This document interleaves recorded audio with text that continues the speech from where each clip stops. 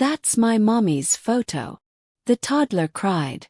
The fiancé smiled and tore it apart. Hey, stop scrolling for a second. I need you to hear this.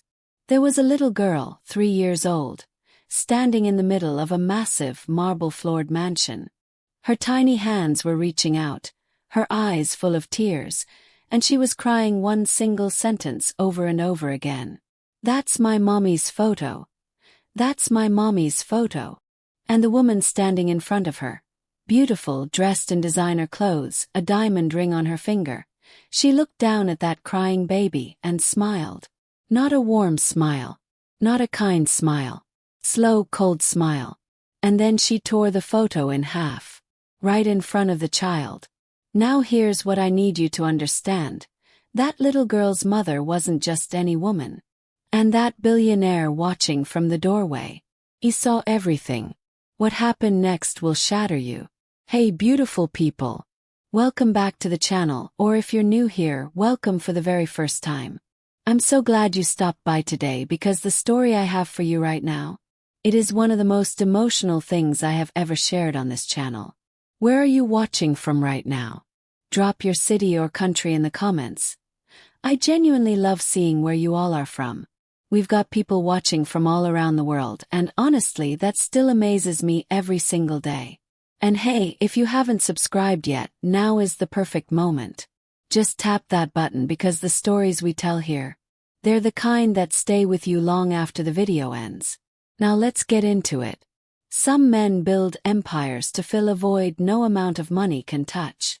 Nathan Calloway was 33 years old, and by every measurement the world uses to define success, he had already won.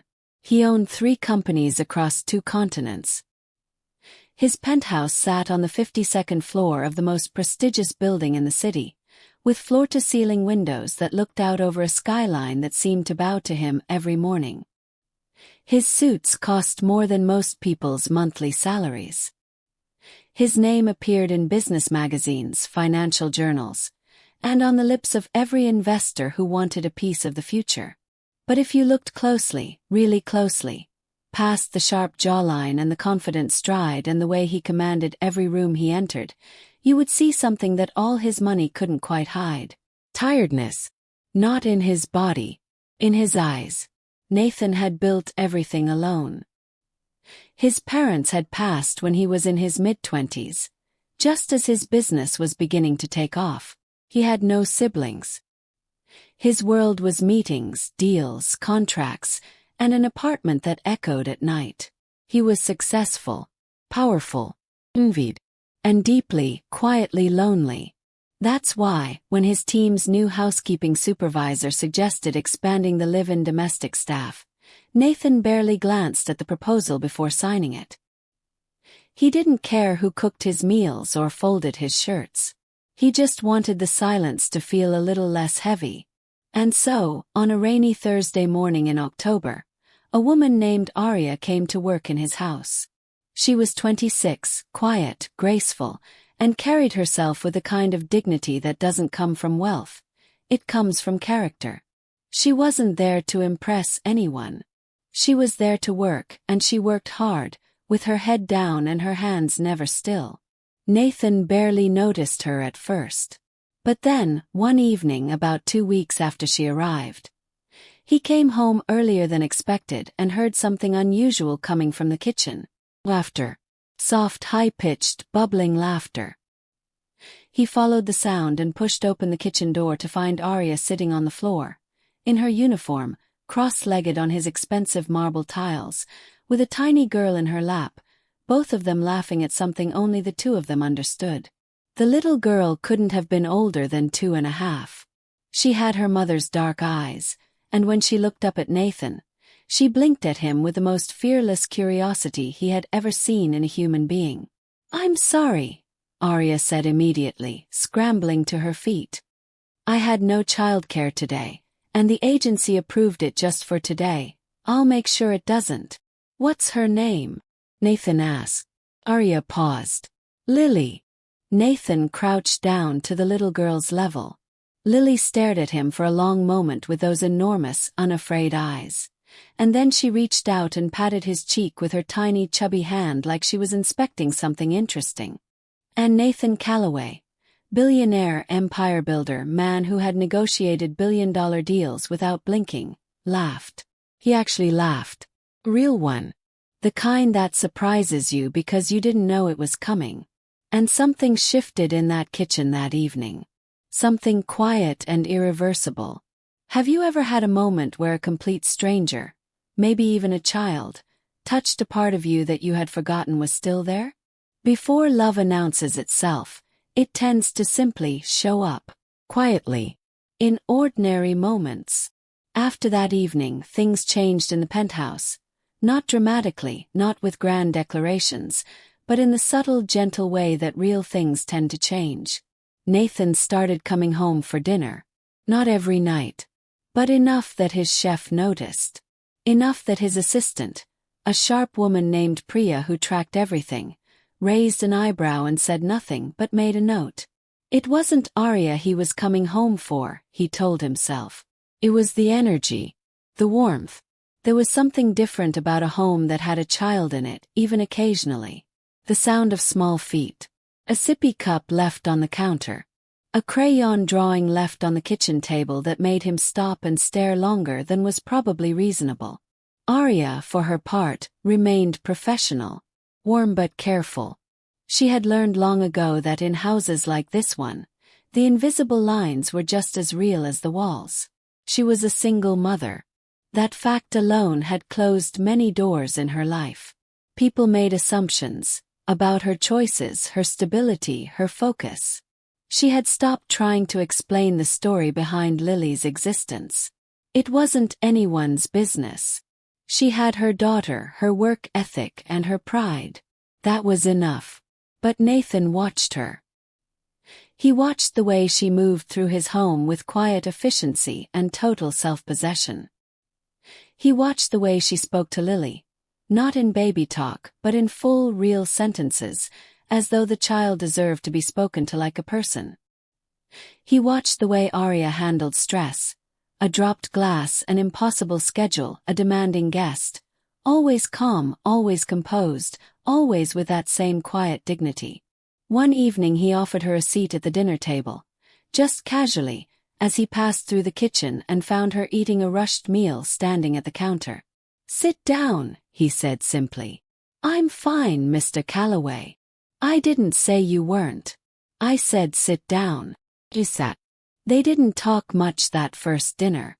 But the second time it happened, and it happened again and again, they talked more.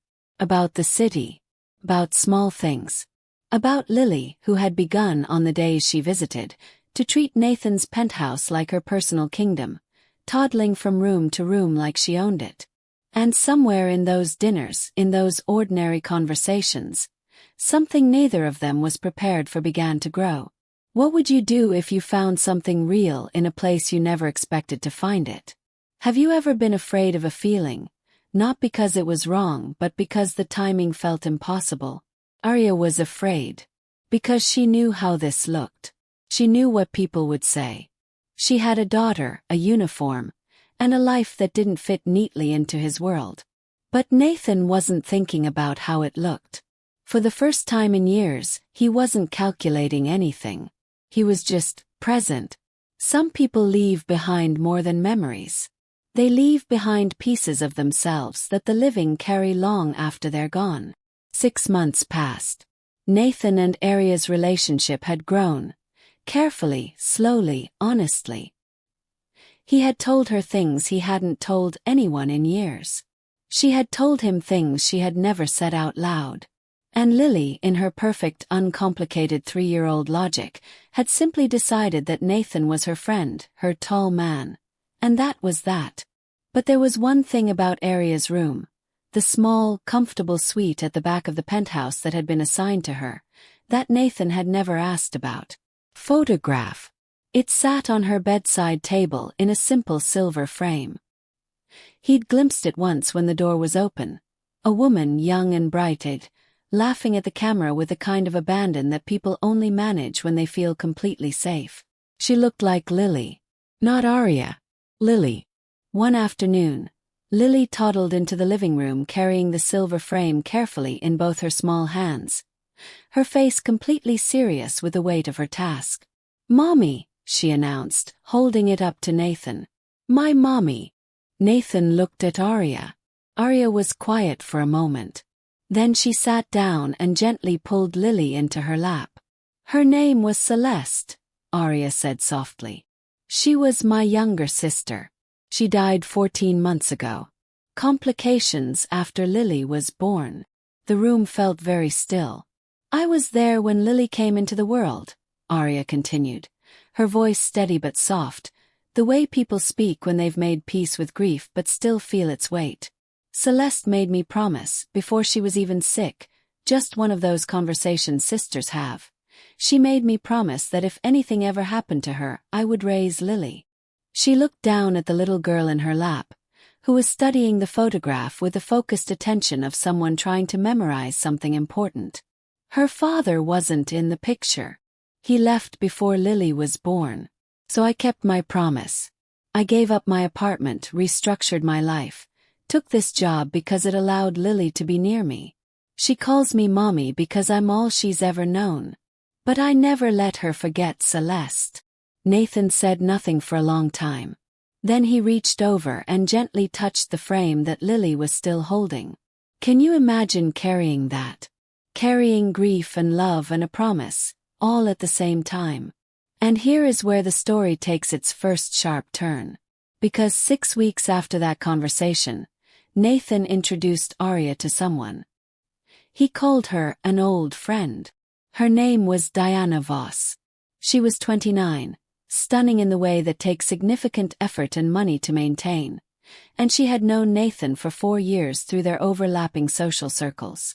She was polished, purposeful, and she had, for the past year, been quietly positioning herself as a permanent fixture in his life. Diana smiled at Arya the way a chess player smiles at a piece that hasn't yet realized it's already been moved. Not every smile is warmth. Some are just very well-practiced weapons. Diana moved fast. Looking back later, Nathan would wonder how he had missed it. But grief has a way of making people yearn for certainty, for something solid and familiar. Diana was familiar. Same world, same social language, no complications, no history he didn't already know. Within 3 months of reintroducing herself into his life, she was in his penthouse regularly. Within 5 months, she had gently, gradually, and very deliberately started to reshape the atmosphere of the place. She rearranged things. Small things at first. Moved a vase. Suggested a different color for the hallway. Commented, lightly, always lightly, about how the live-in staff arrangement was a bit unusual, isn't it? She never said anything outright. She was far too smart for that. But she watched Arya the way a cat watches a bird, with infinite patience and absolute intent. And she watched Lily most of all. Arya noticed. Course she noticed. But what could she say? She was the housekeeper. Nathan was her employer. Whatever had grown between them in those quiet dinners and honest conversations, she had never said a word about it, and neither had he. And then Diana had arrived, and the space for that unspoken thing had quietly closed. She focused on her work. She focused on Lily. But one afternoon, she came home from the market to find Diana alone in her suite, standing at the bedside table, holding the silver frame. Arya stopped in the doorway. Diana looked up. That slow, practiced smile. "Oh, I hope you don't mind. I was just looking around." She turned the frame over in her hands, examining it. "Who is this?" "My sister," Arya said carefully. "Please put it down." "Your sister." Diana tilted her head. "So Lily isn't actually yours." "She is mine," Arya said. The temperature in the room had dropped several degrees. "Biologically, I mean." "She is mine," Arya repeated. Diana set the frame down, but not carefully. It clattered against the table, and Arya crossed the room and picked it up with both hands and held it to her chest. Diana watched her do it. And that smile didn't waver. "You're very devoted," she said pleasantly. "That's sweet." She left the room. Arya sat on the edge of the bed for a long moment, the frame pressed against her heart. What would you have done in that moment? How do you fight something that hasn't technically done anything wrong yet, but you know in your bones that the attack is coming? 3 weeks later, Nathan proposed to Diana on a rooftop in the city. Arya heard about it from Priya. She said nothing. She congratulated him that evening with a steady voice and a steady face, and Nathan thanked her, and the distance between them, a distance neither of them had chosen, became official. Diana moved in the following weekend, and the frame on the bedside table stayed where it was. Until the day it didn't. Children see the truth before adults can protect them from it. That is both their gift and their vulnerability. It started on a Sunday morning. Nathan was at a breakfast meeting across the city. Priya had the weekend off. The penthouse was quiet in the way that big, expensive spaces are quiet, full of echoes and the hum of HVAC systems and the absence of warmth. Arya was in the kitchen preparing Lily's breakfast. Lily was in her mother's room, as she called it, always, playing with her small set of wooden toys, the ones she kept in a basket under the bed. Diana came downstairs late. She was dressed immaculately even at 10 in the morning, hair done, makeup perfect. She walked past the kitchen with a glance at Arya that communicated very clearly that she was not going to say good morning. She went into the living room. A minute later, Lily came toddling down the hallway, her arms full. She was carrying 2 things. Her favorite stuffed rabbit and the silver frame. She had decided, in the way that toddlers decide things, that she wanted to show her picture to the tall windows because the light was good. She stopped when she saw Diana. Diana stopped when she saw Lily. Lily looked at the woman. The woman looked at the frame. And then Lily, with the earnest clarity of a 3-year-old, held the photo up. "My mommy," she announced. Something shifted in Diana's face. Not anger exactly. Something more controlled than that, and therefore more frightening. She crossed the room, crouched down in front of Lily, and looked at the photograph. "That's a pretty picture," she said softly. "Can I see it?" Lily, who had been raised to be trusting, held it out. Diana took it from her hands. She stood up, holding the silver frame, and looked at it for a long moment. And then, slowly, with intention while looking directly at Lily, she opened the frame, removed the photograph, and tore it in half. Lily's face crumpled. "That's my mommy's photo," she cried. "That's my mommy's photo." She reached out with both tiny hands, trying to get the pieces back. "Give it back, give it back." "It's just a photo," Diana said calmly. "Mommy!" Lily screamed, dissolving into sobs. "Mommy!" Arya was already running. She had heard Lily cry before. The normal cries of childhood, hunger, scraped knees, tiredness. This cry was different. This was the cry of something wounded. She burst through the doorway and found Lily on the floor, sobbing with the full grief of her small body, and Diana standing above her, holding 2 torn pieces of paper. Arya went to Lily first. She gathered her up, held her tight, pressed her face into the child's hair. Then she looked up at Diana.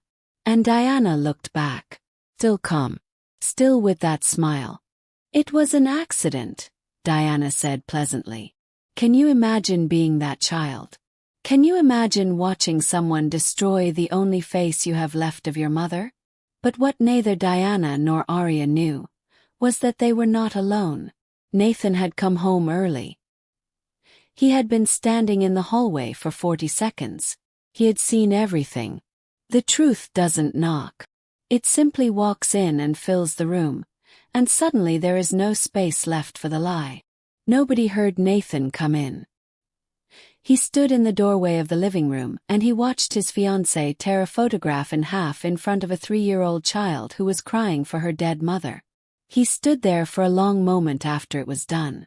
And something in him, some last illusion, some last comfortable story he had told himself about who Diana was and what his life with her would look like, dissolved. He walked into the room. Diana turned and saw him, and for the first time since he had known her, the smile flickered. "Nathan," she said. "I know what you were just doing," he said quietly. That quiet was not calm. It was the opposite of calm. It was the voice a man uses when he is working very hard to keep something large and devastating from becoming something he cannot take back. He looked at Arya, who was on the floor holding Lily, the little girl still shaking with sobs. "Are you all right?" he asked. "We're all right," Arya said. He nodded. He reached into his pocket and produced a handkerchief, old-fashioned, monogrammed, the kind his mother had always told him a gentleman carries, and he crouched down and gently touched it to Lily's wet cheeks. The little girl looked up at him with red-rimmed eyes. "Tall man, fix it," Lily whispered. And Nathan's chest did something complicated. He looked at the two torn halves of the photograph that had fallen to the floor. He picked them up carefully. He held them together, the image reconstructing itself, a young woman laughing at a camera, full of life, full of joy, full of a future she never got to have. He looked at Lily. He looked at Arya. And then he turned and looked at Diana. "I think," he said, still in that quiet voice, "you should go." Diana stared at him. "Nathan, I watched you," he said. "From the hallway. I saw all of it." She was getting attached to a photograph of someone who... "She's 3 years old," Nathan said. "That is the only photograph she has of her mother. You knew that. You looked at her and you tore it in half and you called it an accident." The silence in the room was immense. "You should go," he repeated. "Today." Diana's composure for the first time cracked. Not with remorse. With something colder. The particular fury of someone who has had something taken from them that they believed they had already won. "You're choosing the housekeeper," she said. The word came out like a weapon. Nathan looked at her steadily. "I'm choosing who I am," he said. And that was all. But here is the twist you didn't see coming. And I need you to stay with me for this last part, because this is the heart of the whole story. After Diana left, after the lawyers were called, after the ring was returned, after the social media whispers began and the business press ran their speculative headlines, Nathan sat Arya down. And he told her something. He told her that 2 months after Lily was born, 14 months ago, before Arya had ever entered his life, he had received a letter from a woman named Celeste. She had found him because in her last weeks, she had researched obsessively, the way dying people sometimes do, trying to tie up the loose ends of a life. And she had discovered, through medical records that a mutual doctor had quietly connected, that Nathan Calloway was Lily's biological father. Single night. A brief encounter. A chapter from a version of his life he barely recognized now. He had never known. Celeste had never intended to tell him. But at the end she had changed her mind, and she had written a letter, and she had asked only one thing. "Look after them. Not because you owe us anything, but because you are a good man. I believe that, even though we were strangers, look after my sister and my daughter. Please." He had received the letter. He had been shocked, overwhelmed, uncertain. He hadn't known what to do. And then, through a completely separate and ordinary circumstance, his HR team had hired Arya. He had recognized the name immediately. He had said nothing. He had watched. He had needed to know who she was, not on paper but truly. Whether Celeste's belief in human goodness had been warranted or naive. Whether this woman who had taken in her sister's child and rebuilt her life around a promise was the person the letter had described. And she was everything the letter had hoped for. "Lily is mine," he told Arya. "Biologically. I know I have no right to ask anything. I know this changes everything and nothing, and I'm not asking you to forgive the silence. I'm just asking you, please don't leave. Not yet. Let me be what she needs. Let me be what I should have been from the beginning." Arya was silent for a very long time. Lily was asleep in the next room, the torn photograph lying on Nathan's desk, already taken to be professionally restored. Can you imagine that moment? Discovering that the life you built alone was never truly supposed to be alone at all. Arya looked at Nathan, and she thought of Celeste. And she said, quietly, firmly, with every ounce of the dignity she had always carried, "We'll figure it out. This story is about more than a photograph. It's about what we destroy when we let fear and pride and jealousy make our choices for us. It's about the promises we keep in the dark, when no one is watching, when there's nothing in it for us except the simple fact that someone we loved asked us to. And it's about the truth that children always know, before the adults have figured it out, who is safe and who is not." That little girl held up a photograph and said, "That's my mommy." And in doing so, she revealed everything. Here is the question I want to leave with you. How many moments in your life have you torn something apart? Not because you had to, but because you were afraid of what it represented. And what would it mean to put it back together? If this story moved you, if it made you feel something real, please give it a like. It genuinely helps this channel reach more people who need to hear stories like this. Drop a comment below. I want to know. Who do you think showed the most courage in this story? Nathan, Arya, or little Lily? And if you haven't subscribed yet, this is your sign. Hit that button because we have more stories coming that will stay with you long after you close your phone. Thank you for being here. Truly. I'll see you in the next one.